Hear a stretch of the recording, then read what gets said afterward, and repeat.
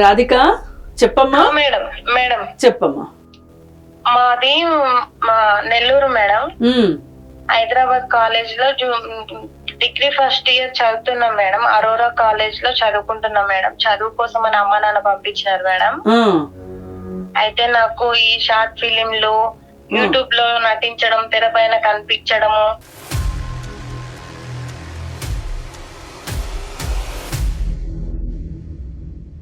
ఉమ్, cinema రంగాల్లో చేయడము నాకు చాలా ఇష్టం మేడం. ఉమ్, ఈ పిచ్చి అనేది చాలా పిచ్చి మేడం. ఒక అన్నయ్య నాకు హెల్ప్ చేసిండు మేడం. ఉమ్, ఆయన ద్వారా నేను షార్ట్ ఫిలిం లో చేయడం జరిగింది.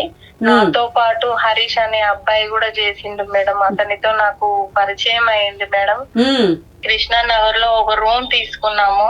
ఉమ్, రూమ్ తీసుకున్నాక ఏంటి హరీష్, మరి నేను అమ్మ నాన్నను వదిలేసి వచ్చాను కదా ఎలా అని అంటే, సరే పర్లేదు నేను పెళ్లి చేసుకుంటా అని చెప్పి ఇంట్లోనే మామూలుగా 4 గోడల మధ్యలో పసుపు తాడు కట్టిండు మేడం.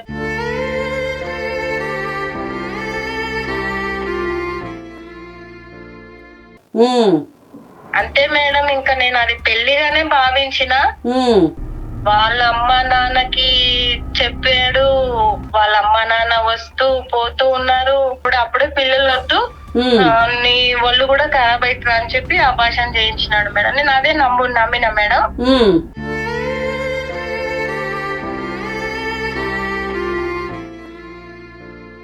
ఇంటి బాధ్యత తీసుకో, నేను వచ్చే వరకు పని చేసుకో, ఇంట్లోనే ఉండు, నువ్వు బయటికి అసలు రావద్దు, నేను సంపాదిస్తున్నా కదా అని చెప్పి నాకు అన్ని కబుర్లు చెప్పి బయటికి వెళ్ళిపోయి తనే చేసుకునేవాడు మేడం.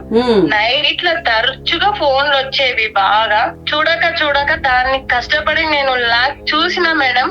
చూసి తను స్నానం చేయడానికి వెళ్ళినప్పుడు చూసి నా 4-5 అమ్మాయిలతోని చెప్పరాని విధంగా ఉన్నాడు మేడం. ఫోటోలు ముద్దులు పెట్టుకోవడము, గుడ్డల మీద ఒక ఆమె ముద్దించుకుంటా ఫోటోలు, సినిమాలు, క్లబ్బులు, రెస్టారెంట్లు, ప్రతి ఒక్క ఫోటోస్ ఉన్నాయి మేడం. చెప్పండి. హలో హరీష్ మాట్లాడండి. హరీష్ మాట్లాడండి. మీతోనే నేను మాట్లాడుతున్నా. చెప్పండి. ఆమె చెప్పినవి అన్ని వాస్తవాలేనా? వేరే పెళ్లి నేను చేసుకోవాలా? ఆహా, మీరు ఇంకో పెళ్లి ప్రయత్నాలు ఉన్నారని తెలిసిందంట తనకి. మరి తనని పెళ్లి చేసుకోవట్లేదంట మీరు. అంటే ఇప్పుడు పెళ్లి చేసుకోవడం అంటే మీరు ఎప్పుడోనే ఇంట్లో తాళి కట్టారని చెప్తుంది. మరి అలాంటప్పుడు ఇంకో పెళ్లి ఎలా చేసుకుంటారండి మీరు ఇన్ని సంవత్సరాలు కలిసి ఉండి? హలో మేడం, కాల్ కట్ చేశారు మేడం. కాల్ కట్ చేశాడు. అవును మేడం. ఇప్పుడు మరి రాధికకి మనం ఎలాంటి న్యాయం చెప్పగలుగుతాం మేడం?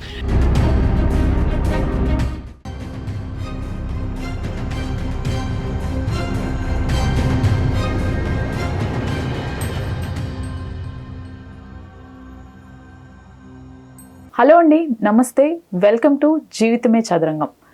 మనతో social activist, family counsellor Shri Krishnakumari garu ఉన్నారు. మేడం నమస్తే.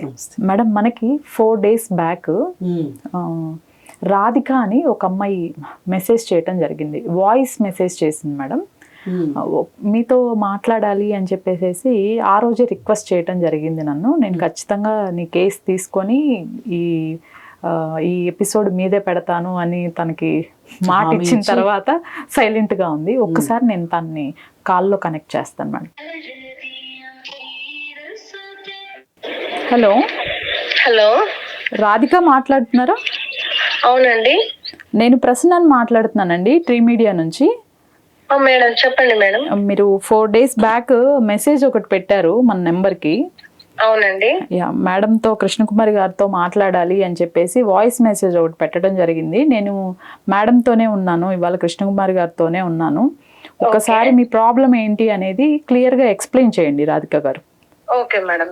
రాధిక చెప్పమ్మా. మేడం మేడం చెప్పమ్మా. మాది నెల్లూరు మేడం. హైదరాబాద్ కాలేజ్ లో డిగ్రీ ఫస్ట్ ఇయర్ చదువుతున్నాం మేడం. అరోరా కాలేజ్ లో చదువుకుంటున్నాం మేడం. చదువు కోసం అని అమ్మ నాన్న పంపించారు మేడం.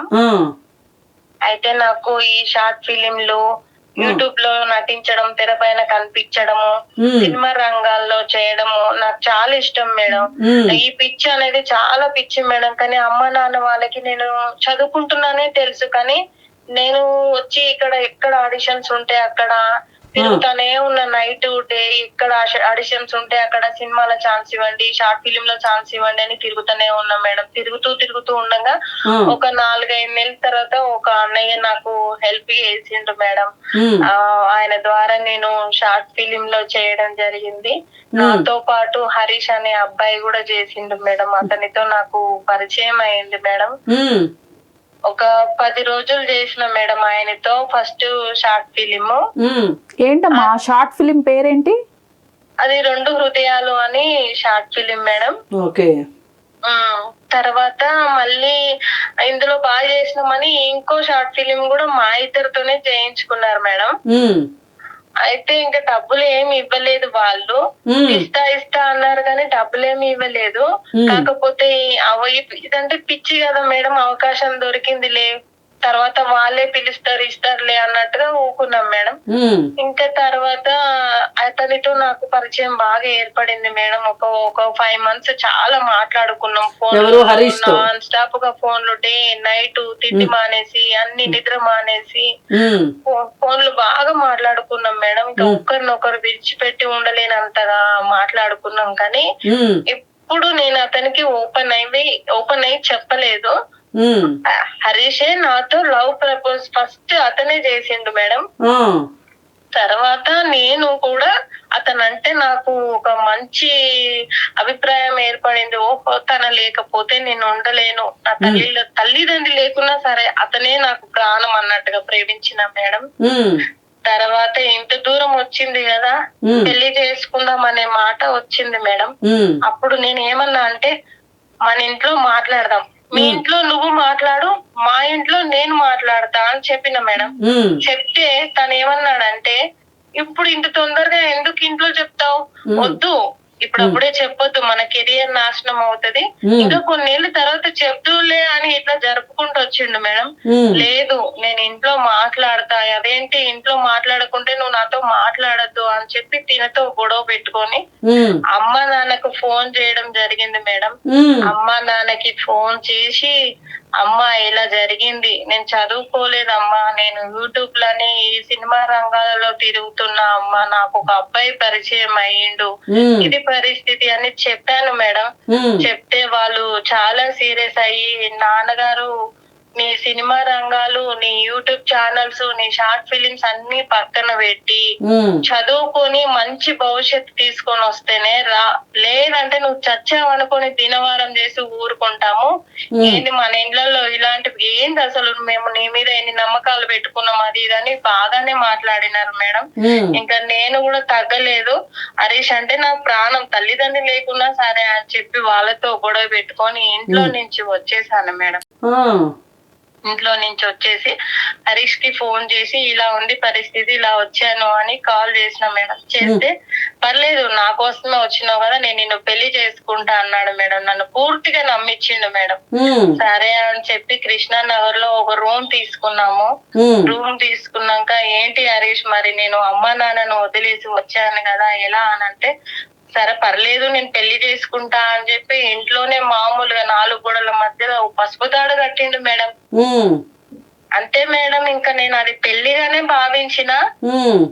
వాళ్ళ అమ్మ నాన్నకి చెప్పాడు, వాళ్ళ అమ్మ నాన్న వస్తూ పోతూ ఉన్నారు. ఇంకా ఎక్కడో ఒక 2 ఫ్యామిలీ, వాళ్ళ చిన్నమ్మ అని వాళ్ళ అత్తమ్మ అని వాళ్ళ ఇంటికి వీళ్ళింటికి తీసుకెళ్లాడు. ఒక 2-3 ఫంక్షన్లు తిప్పాడు.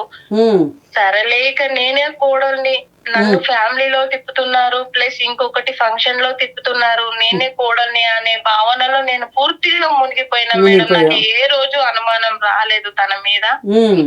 ఇదిలా ఉండగా షార్ట్ ఫిలిం లో చేస్తూనే ఉన్నాడు తిను. చేస్తూ ఉంటుంటే నేను నీతో పాటు నేను కూడా వస్తానంటే, వద్దు మనకు పెళ్ళయింది, నువ్వు ఇంట్లోనే ఉండు, ఇంటి బాధ్యత తీసుకో, నేను వచ్చే వరకు పని చేసుకో, ఇంట్లోనే ఉండు, నువ్వు బయటికి అసలు రావద్దు, నేను సంపాదిస్తున్నా కదా అని చెప్పి నాకు అన్ని కబుర్లు చెప్పి బయటికి వెళ్ళిపోయి తనే చేసుకునేవాడు మేడం. నైట్ ఇట్లా తరచుగా ఫోన్లు వచ్చేవి బాగా. ఏంటి హరీష్ పొద్దాక తిరుగుతావు, మళ్ళీ నైట్ అంతా ఫోన్లు వస్తాయి, కాల్స్ వస్తాయి, ఏంటి అసలు ఎందుకు ఇట్లా అని అంటే, లేదు నీకేం తెలియదు రాధిక, ఆర్టిస్టులు అంటే ఇలాగే ఉంటది, లేడీస్ కాల్ చేస్తారు, జెంట్స్ కాల్ చేస్తారు, ఇవన్నీ కాల్స్ మాట్లాడితేనే కదా మనం 4 రూపాయలు సంపాదించుకుంటామని నాకు ఏదో ఒకటి చెప్పేవాడు మేడం. అయినా గానీ అన్నిటికీ ఓర్చుకున్నా మేడం. సరేలే అమ్మ నాన్నను వద్దేసి వచ్చిన, తనతో కూడా గొడవ పెట్టుకుంటే పెళ్లి సంగతి ఏం మాట్లాడలేదమ్మా మళ్ళీ? హలో, పెళ్లి గురించి ఏం మాట్లాడలేదా మళ్ళీ? పెళ్లి గురించి ఏం మాట్లాడలేదు మేడం. సరే నన్ను పెళ్లి చేసుకున్నాడు అనుకున్నా మేడం. అంతలోపు ఒకసారి 2-3 సార్లు ప్రెగ్నెంట్ వస్తే అబార్షన్ చేపించినాడు. ఎందుకు చేపించాడు? మనకని పిల్లలు ఇప్పుడు వద్దు, మన కెరియర్ ఖరాబ్ అవుతది, ఇప్పుడు ఇంకా నేను సంపాదించలేదు, ఇప్పుడు అప్పుడే పిల్లలు వద్దు, నీ ఒళ్ళు కూడా ఖరాబ్ అవుతుంది అని చెప్పి అబార్షన్ చేయించినాడు మేడం. నేను అదే నమ్మిన మేడం. అయితే తరచుగా ఫోన్లు వస్తుంటే మళ్ళీ మంచిగానే ఉన్నాం మేడం. ఒక 10 years బాగానే ఉన్నాము. తర్వాత ఒక 12 సంవత్సరాల తర్వాత బాగా కాల్స్ వస్తున్నాయి మేడం. ఎప్పుడు లేడీసే చేస్తారు కాల్స్. అయితే అది వరకు నాకు ఫోన్ ఎప్పుడు ఇచ్చేవాడు. ఈ 12 సంవత్సరాల తర్వాత 4 రోజులకు ఒకసారి పాస్వర్డ్లు మార్చడము, లాక్లు మార్చడము, వాట్సాప్ కి ఒక లాకు, కాలేజ్ కి ఒక లాకు, ఫోటోలకు ఒక లాకు, ఇట్లా పెట్టుకుంటున్నాడు. చూడక దాన్ని కష్టపడి నేను లాక్ చూసిన మేడం. తను స్నానం చేయడానికి వెళ్ళినప్పుడు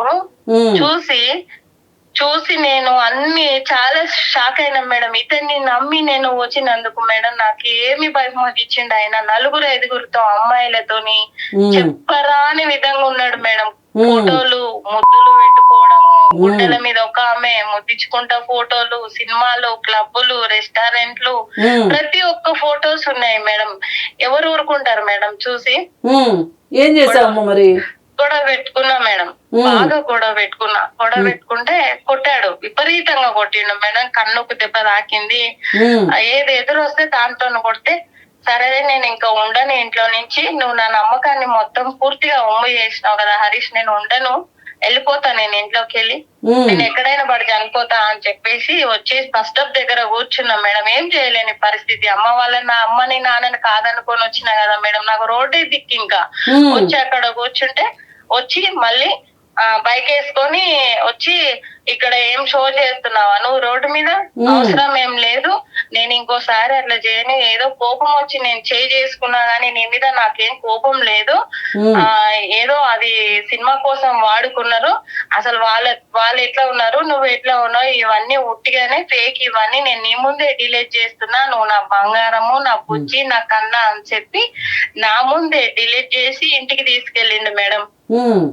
ఇంటికి తీసుకెళ్ళినాక సరేలే అని నమ్మినా మేడం. నాకు చాలా బాగా చూసుకుంటాడు ఇంకా అనుకున్నా మేడం.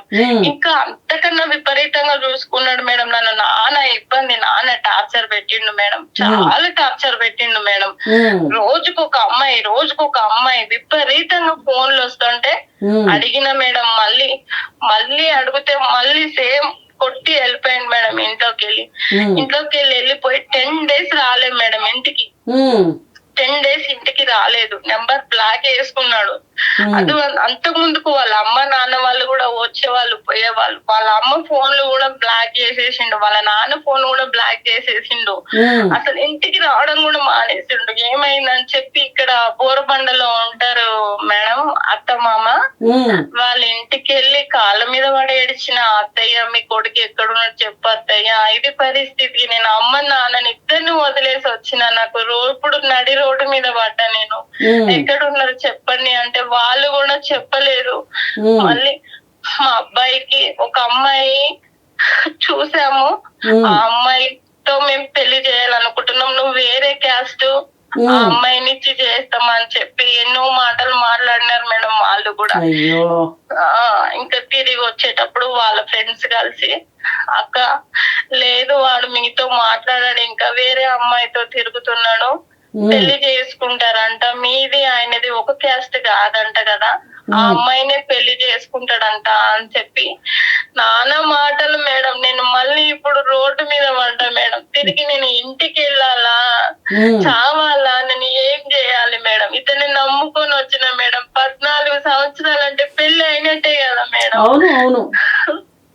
నేను ఏం చేయాలి మేడం? అమ్మ నాన్నను వదిలేసి తనే నా భర్త అని వచ్చిన మేడం. నన్ను పిల్లలు పుట్టకుండా చేసిండు. నన్ను నలుగురిలో పరువు అన్ని పోయినాయి మేడం. ఒక్కసారి కాల్ కలుపుతా మేడం, మాట్లాడండి మేడం. ఒక్కసారి కాల్ కలుపుతావా? కలుపుతా మేడం. కాదమ్మా, అసలు ఇప్పుడు హరీష్ ఏం చేస్తున్నాడు? ఆయన ఇప్పుడు సీరియల్లో అవకాశం వచ్చింది మేడం ఆయనకి. అంటే అంతగా గుర్తింపు రాలేదు అతనికి, కానీ సీరియల్లో చేస్తున్నాడు మేడం. డబ్బు బాగానే సంపాదిస్తున్నాడు మేడం. షార్ట్ ఫిల్మ్ చేస్తున్నాడు, సీరియల్లో చేస్తున్నాడు. ఓకే, మరి సీరియల్లో అంటే ఏమి చేస్తుంటాడమ్మా? సీరియల్లో ఇప్పుడు అంటే మెయిన్ హీరోగా చేస్తుంటాడా, లేకపోతే ఫ్రెండ్ క్యారెక్టర్స్ అలా చేస్తుంటాడా? ఫ్రెండ్ క్యారెక్టర్స్ అలా చేస్తుంటాడు మేడం. జీ టీవీ, మా టీవీ అందులో చేస్తున్నాడు మేడం. ఓకే, ఇప్పుడు ఆల్రెడీ ఉన్నాడు సీరియల్లో. ఇప్పుడు ఈ అమ్మాయి ఎవరో ఏంటి కొంచెమైనా తెలిసిందా నీకు? ఈ అమ్మాయి ఎవరు ఏంటి అనేది? అమ్మాయి కూడా అందులోనే పరిచయం అయిందంట మేడం, ఆ సీరియల్లో చేసే అమ్మాయి అంట.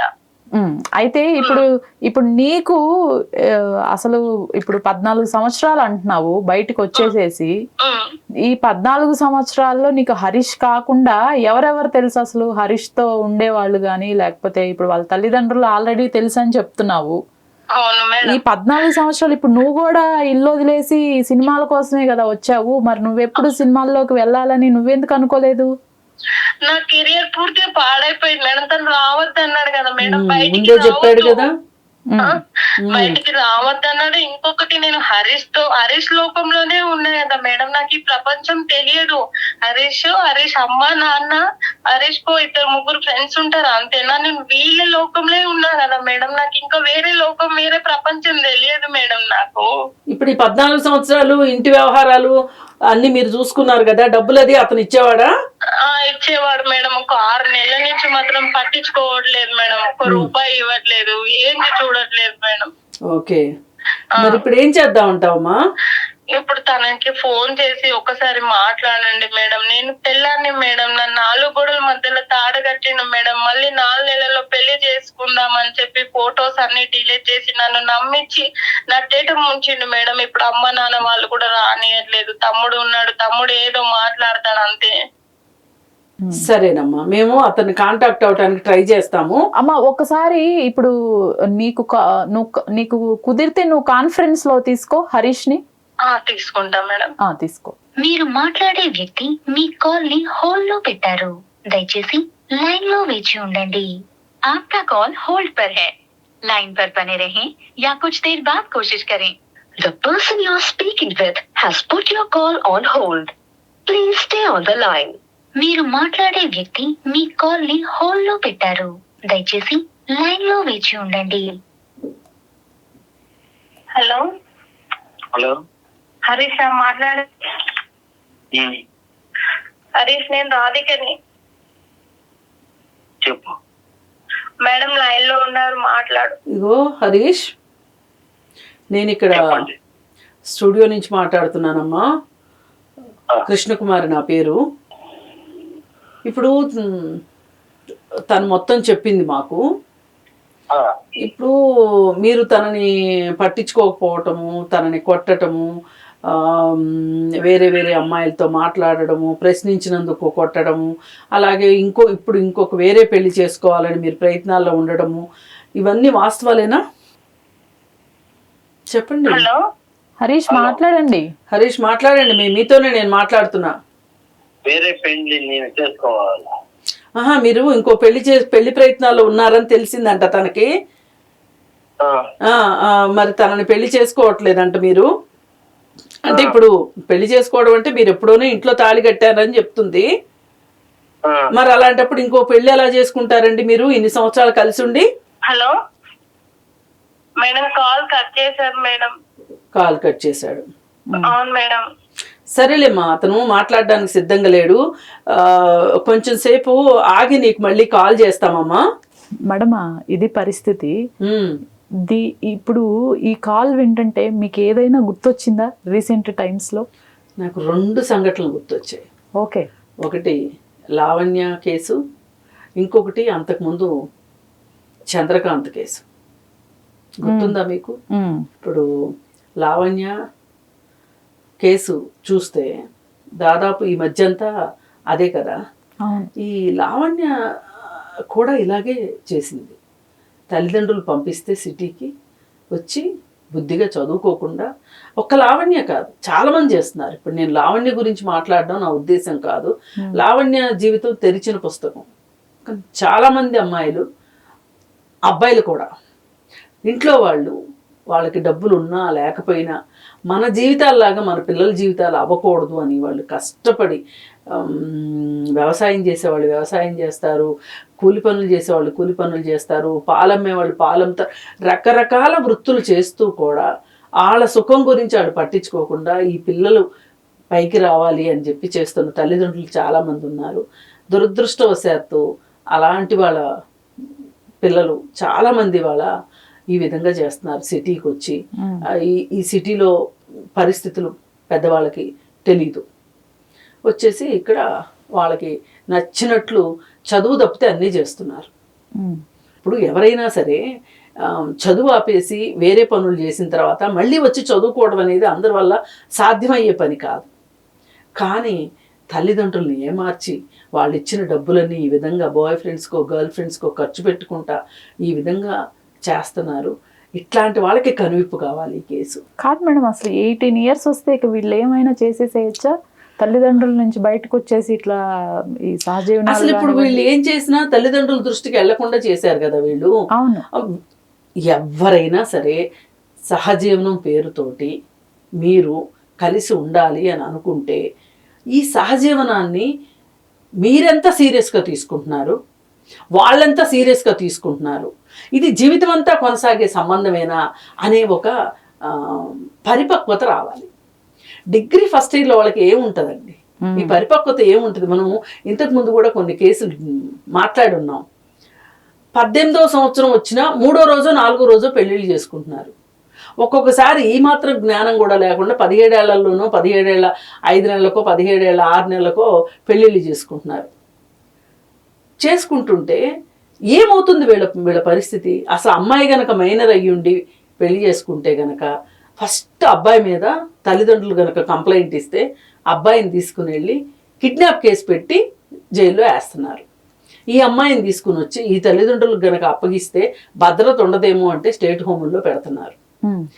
ఇలాంటి కేసులు చూసి చూసి చూసి నాకైతే అసలు ఈ 18 ఏళ్ల నిబంధన ఉండబట్టి సరిపోయింది, లేకపోతే వీళ్ళు ఏ 12 ఏళ్ళకో 13 ఏళ్ళకో కూడా పెళ్ళిళ్ళు చేసేసుకుంటారేమో అనిపించేంత చిరాకు వచ్చేసేసింది నాకు. ఇప్పుడు చట్టం పట్ల అవగాహన లేక కొంతమంది, ఉన్నా కానీ ఏదో ఒకటి ఏమార్చొచ్చు అని కొంతమంది. ఇప్పుడు అవగాహన ఉంటే 18 సంవత్సరాల లోపు వాళ్ళు పెళ్లి చేసుకోరు, చేసుకుంటే డైరెక్ట్గా జైలుకి వెళ్ళినట్లే. ఓకే, వాళ్ళ జీవితం నాశనం అవుతుంది, వీళ్ళ జీవితం నాశనం అవుతుంది. ఒకసారి జైలుకి వెళ్ళి వచ్చిన వాళ్ళ మనస్తత్వం ఎలా ఉంటుంది? ఇది అసలు వీళ్ళు రేపేంటి అనేది ఆలోచించని వాళ్ళు ఎక్కువైపోయారు ఇవాళ. ఎలా అయినా సరే బతికేసేయాలి, ఎలా అయినా సరే బతకాలి. ఎవరో ఒకరిద్దరు బ్రేకప్ అయిపోయిన తర్వాత ఇంక వీళ్ళ ఇష్టానికి నేను ఎట్లా అయితే ఏంటి, నేను ఎలా అయినా బతుకుతాను, నన్ను ఎవరు ప్రశ్నించేది అనేదాకా కూడా వెళ్ళిపోతున్నారు. ఆడపిల్లలు కావచ్చు, మగపిల్లలు కావచ్చు. అసలు ఈ బరితెగింపు, ఈ విచ్చలవిడితనము, ఈ విశృంఖలత్వము చూస్తే అసలు దేశం భవిష్యత్తు కూడా యువతే కదా. ఇవాళ మనకి ప్రపంచం మొత్తం మీద అతి ఎక్కువ యువత ఉన్నది భారతదేశం. ఈ యువత ఈ విధంగా ఉంటే గంజాయి, మద్యపానం, డ్రగ్స్ ఇన్ని చేస్తూ ఇలా బయటకు వచ్చిన వాళ్ళ పరిస్థితి ఇది. ఇంట్లో ఉన్న వాళ్ళు తల్లిదండ్రులు బెదిరించి డబ్బులు తీసుకోవడం, క్రికెట్ బెట్టింగ్లు, ఆన్లైన్ యాప్లు, ఆన్లైన్ బెట్టింగ్స్ ఇవన్నీ చేయటం. అసలు ఈ యువత ఇలా ఇంత బాధ్యతారహితంగా ఉంటే అసలు ఈ దేశం ఏమవుతుంది అనే ఒక భయం వేస్తుంది. అలాగే ఇలాంటి ఆడపిల్లలు, ఇప్పుడు లావణ్య కేసు గురించి మనం ఇందాక అనుకున్నాం కదా. లావణ్య అసలు తల్లిదండ్రులు తనని చదువుకోమని పంపించినప్పుడు లావణ్యను కూడా ఇలాగే పంపించారు. లావణ్య కావచ్చు, రాధిక కావచ్చు, వీళ్ళు చక్కగా డిగ్రీ కంప్లీట్ చేసుకుని ఏదైనా ఉద్యోగం సంపాదించుకుని అప్పుడు వీళ్ళు ఈ షార్ట్ ఫిల్మ్ల వైపు వెళితే గనక వీళ్ళకు ఒక పరిపక్వత వస్తుంది. ఇప్పుడు ఈ షార్ట్ ఫిల్మ్లు వీటి దగ్గరకు వచ్చే వాళ్ళందరూ కూడా అందరూ చెడ్డవాళ్ళని నేను అనను, కానీ ఇలా వచ్చే అమ్మాయిల కోసమే చూసేవాళ్ళు కొంతమంది ఉంటారు. అలాంటి వాళ్ళకి వీళ్ళు లడ్డు లాంటి అమ్మాయి దొరికిందిరా, ఒక బక్రా దొరికిందిరా, మనకి కొన్నాళ్ళ పాటు మన పోషించే అమ్మాయి దొరికిందిరా అనే ఒక దీంతో చాలామంది అబ్బాయిలు ఇలాగే చేస్తున్నారు. ఇంకేముంది పెళ్ళి అయిపోయిందని చెప్తారు, 4 చోట్ల తీసుకెళ్తారు. మళ్ళీ అంతా అయిపోయిన తర్వాత 1-2 అబార్షన్స్ అయిపోయిన తర్వాత ఇంట్లో వాళ్ళు చూసిన ఒక ఫ్రెష్గా ఒక కన్య దొరకాలి ఇప్పుడు వాళ్ళకి, విత్ కట్నం పెళ్లి చేసుకోవాలి. మరి నేను 2వ కేసు కూడా గుర్తొచ్చింది అన్నాను, చంద్రకాంత్ కేసు. అవును. ఇప్పుడు మొదటి భార్య అతను పెద్దలు చూసి, అంటే వీళ్ళు ప్రేమించుకుని పెళ్లి చేసుకున్నారు. ఆ అమ్మాయి చాలా సహకారాన్ని అందించింది చంద్రకాంత్కి. అయితే 2 పిల్లలు కూడా పుట్టిన తర్వాత సీరియల్లో పరిచయం అయింది అని చెప్పి, ఆమె పేరేంటి, ఒక హీరోయిన్ని సీరియల్ విలన్ని ఆమె ఇంట్లోనే ఉండటం మొదలెట్టేశాడు అచ్చంగా. ఇప్పుడు ఆవిడకి సంబంధించిన వివరాలన్నీ మనం చూసుకుంటే గనక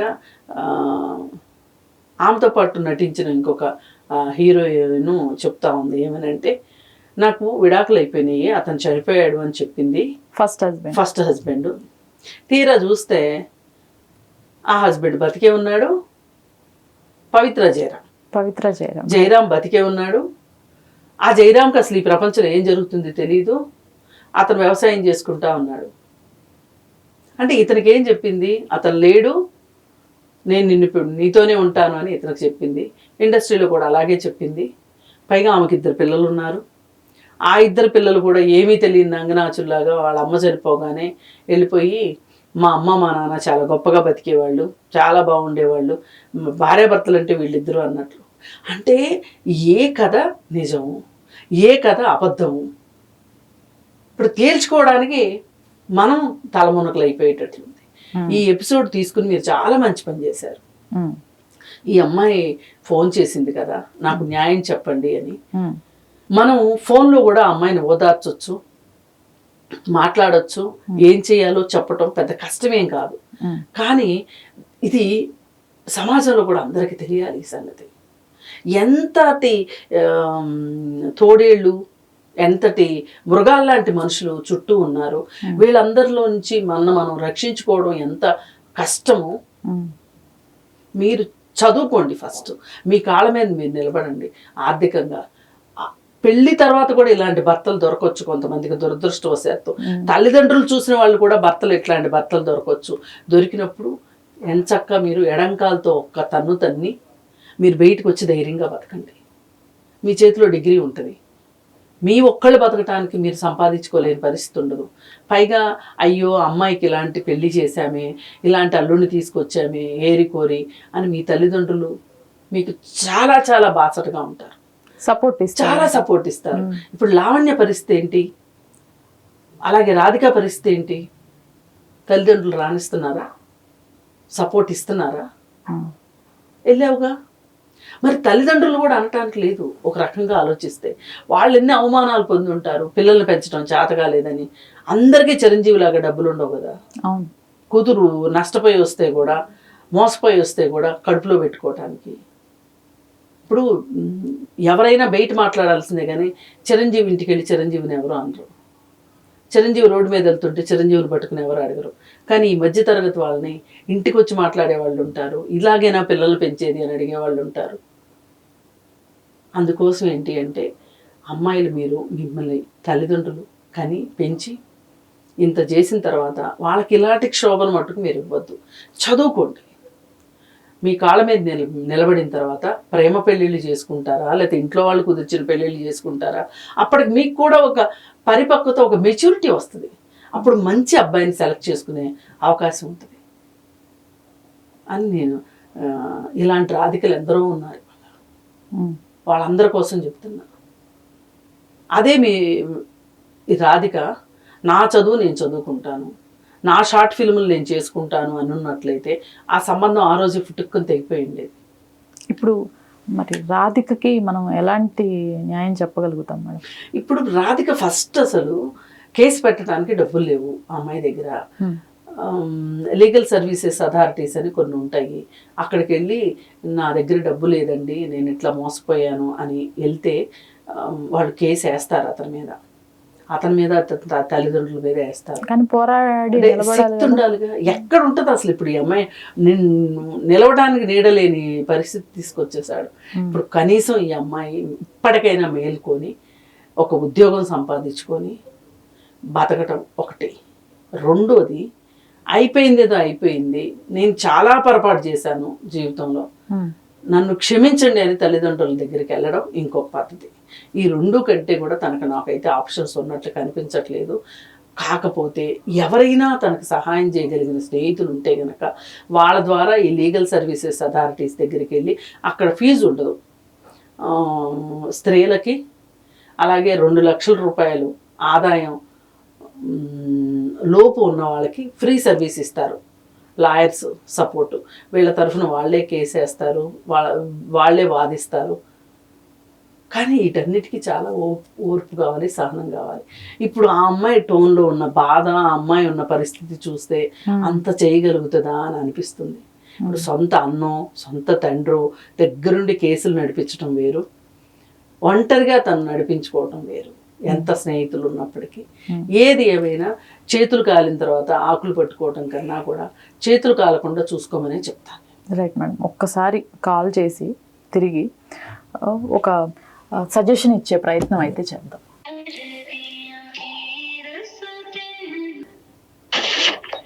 హలో హలో రాధిక, మాట్లాడమ్మా ఒకసారి మేడంతో. అమ్మా రాధిక, మేడం, నీ గురించి మేడం నేను మాట్లాడుకుంటే ఒక 3 రకాల పరిష్కారాలు దొరికాయమ్మా.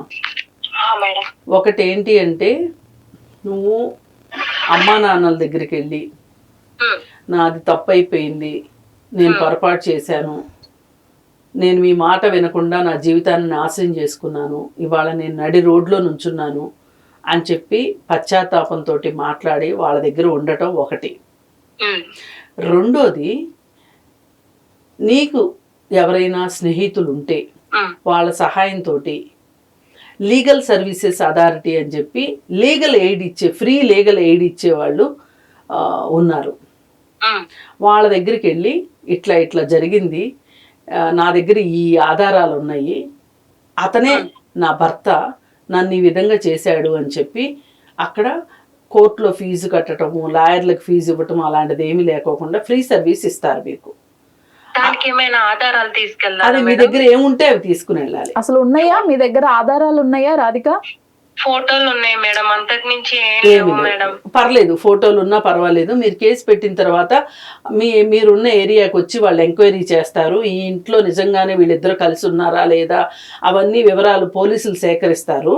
అయితే మీరు ఈ లీగల్ సర్వీసెస్ అథారిటీ ద్వారా మీరు న్యాయాన్ని కోరుకోవడం, సంపాదించడం ఒక పద్ధతి. దీనికి కనీసంలో కనీసం మీకు ఒక 2-3 మిమ్మల్ని నమ్మే స్నేహితులు మీకుండి, మిమ్మల్ని కొంచెం ఈ టైంలో మిమ్మల్ని నిలబెట్టే స్నేహితులు ఉంటే గనక మీకు ఇది పాసిబిలిటీ అవుతుంది. ఇంకా లేదు అనుకుంటే మూడో దారి ఏంటి అంటే, మీరు అసలు ఇవన్నీ పక్కన పెట్టేసేసి నేను ఈ పోరాటం చేయలేను, నా వల్ల కాదు అని చెప్పి మీరు ఏదైనా ఒక ఉద్యోగం సంపాదించుకుని మీరు మీ జీవితాన్ని, కొత్త జీవితాన్ని ప్రారంభించడం ఒకటి. నేను హరీష్ని ఏమీ చేయలేను, ఇంత మోసం చేసిన వాడిని నేను ఇంకేం చేయగలుగుతానులే, అతనికి కుటుంబం ఉంది, వాళ్ళ అండాదండలు ఉన్నాయి, నాకైతే ఎవరూ లేరు అని చెప్పి మీరు బతకటం. ఈ 3 మార్గాలు ఉన్నాయమ్మా మాకు అర్థమైనంతలో. ఈ 3 మార్గాల్లో మీరు ఏది చేస్తాము అని చెప్పి మేడంకి ఫోన్ చేసి మాట్లాడి మీకేమైనా భవిష్యత్తులో సహాయ సహకారాలు అందించాలి అంటే మేము ఎప్పుడు మీ వెన్నంటి ఉంటాము, మీరు ఎప్పుడైనా మమ్మల్ని సంప్రదించవచ్చు. Thank you madam. Thank you madam. సరే అమ్మా. రాధిక, నువ్వు ఆలోచించి మంచి నిర్ణయం తీసుకోమ్మా. చెప్పండి మేడం. నువ్వు ఆలోచించి మంచి నిర్ణయం తీసుకో. ఒక నిర్ణయం మేడం చెప్పింది విన్నావు కదా? విన్నాను మేడం. ఇప్పుడు నీకు మేడము ఒక 3 ways చూపించారు. దానిలో ఏవే కరెక్ట్, ఏది మనకి మన ఫ్యూచర్కి బాగుంటుంది అనేది ఆలోచించి నువ్వు ఒక డెసిషన్ తీసుకో. నీకు ఏదైనా హెల్ప్ కావాలి అంటే కంపల్సరీ కాల్ చేయి. తప్పకుండా మేడం, మీ అండ దొరికినందుకు నేను చాలా మీకు రుణపడి ఉంటాం మేడం. ఓకే మేడం, నేను ఆలోచించుకొని మీకు కాల్ చేస్తాం మేడం. తప్పకుండా ఒక మంచి డెసిషన్ తీసుకోమ్మా. Okay madam, thank you madam. Ya, bye అమ్మా, బాయ్. బాయ్. అలానే మనకి ఈ షోకి సంబంధించి లాట్ ఆఫ్ మెసేజెస్ వస్తున్నాయి, మెయిల్స్ వస్తున్నాయి. నేను అన్నీ మీ వరకు తీసుకురాలేకపోతున్నాను.